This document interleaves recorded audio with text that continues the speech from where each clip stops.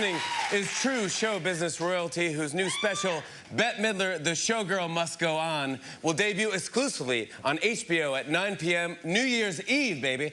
Please welcome a supremely talented and hilarious performer, Bette Midler, everybody. I say I love you, you say you better. You better, you better, you better. When I say I need you, you scream, you better. You better, you better, you better. You better bet your life, or I will cut you like a knife.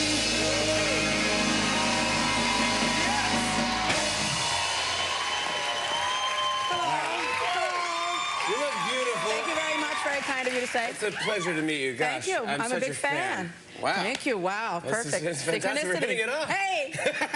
I probably watched the Johnny Carson last show. I consider it the last show. Probably 150,000 times. Really? Yeah, and you just performing and just being you is just one of the greatest things I've ever seen. It was a wonderful night in my life. It was probably the highlight of my life. It was totally downhill after that. No, yeah.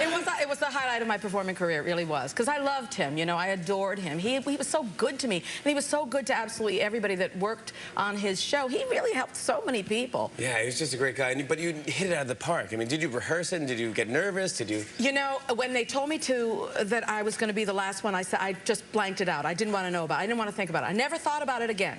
And I called up all my friends that I've been working with for all my whole performing life. And we put together what we thought was a real tribute to him because we all loved him and we wanted to give him a good send-off. You know, we didn't want to just come out and do what we always do. We wanted to do a special thing just for him. So we worked on it very hard. Yeah. We worked on it for a couple of weeks, more than a couple of weeks, until we were satisfied. And then we thought, you know, like it's in the show business God's hands. But it was great because you were funny, but then also touching. Well, that's kind of what I do, you know. It was so good. That's kind of my thing. Yeah. But you know what? I tell you, of all the things, you know, I have a room. Everybody has a room. I don't have much in my room. The only thing that I have, the pride of place in my room, is a picture of me and him on that night when I leaned over and he kissed me. Oh my God, that's the only thing I have in my trophy room. That's my trophy. And one other thing, when I was in Las Vegas, you know, I was in Las Vegas for 2 whole years.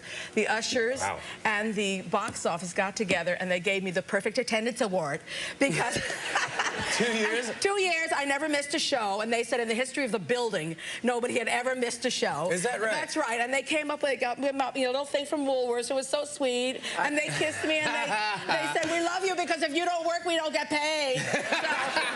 But 2 years in Vegas. 2 years in Vegas, yeah. It was like a residency. Yes. I mean, so you it's lived... like a punishment. No. Yeah, I mean, that's really, it's like it's almost a torture. I mean, you're not allowed to leave. No, you know, it was fine. I had a great time. I was prepared. I was prepared mentally, physically. Do you live in the hotel? I lived in a hotel, and then I said, you know, I'm really tired of this hotel because my track was that I would come out of my room, I would go out into the service elevator where all the dirty dishes and all the washcloths and all the filthy towels. Then I would get into the service elevator, down the service elevator, 30 floors. Business. Oh, I love show business. Then through human resources, which they never ever changed the carpet. I'm sorry to tell you.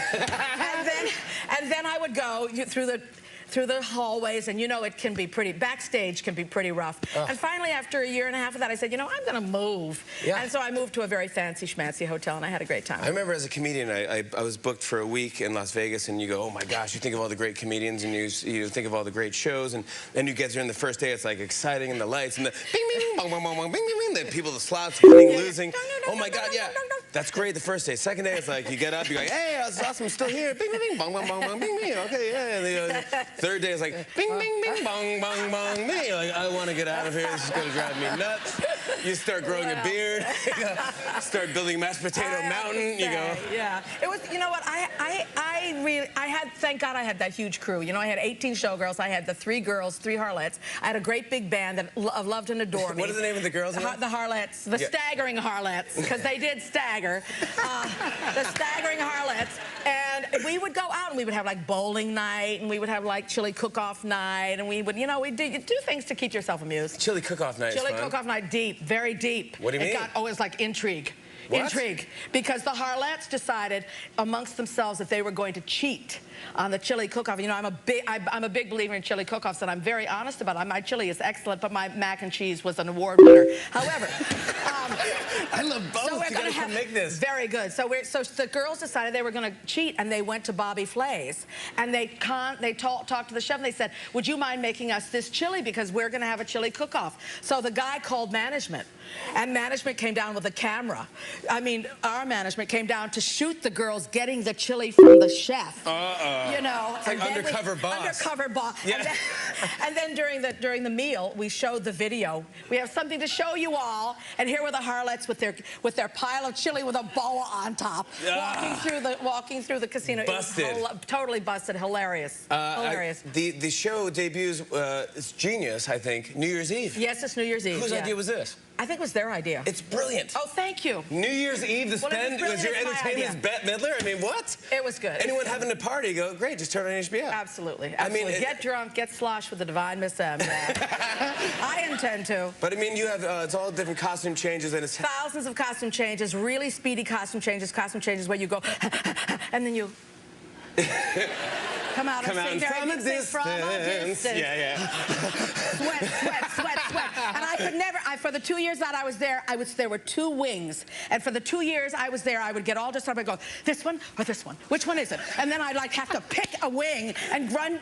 If I saw the stairs, which I could barely see in my advanced stage, I would finally make it up the stage. But it was hair-raising, hair-raising. And by I was in fabulous shape. My God, I lost all this water weight. You couldn't believe what a stick I was. See, I mean, still. See, I got something out of it. Yeah, exactly. Yeah, with 2 years of all that hard work, and it pays off, and now you have it on film now. I'm so proud of it. I'm really, really proud of it. Looking forward to it. It couldn't you be got done. Boogie Woogie Bugle Boy. Yeah. You got Wind Beneath My Wings. You got the Rose. You're gonna do the Rose. We're gonna do the Rose. You gotta do From a Distance. You do all that. We do all the big ones. All the big ones. The ones you get really pissed off at you if you don't sing. Yeah. They start to yell at you. Why didn't you sing this one? Yeah. I want my money back.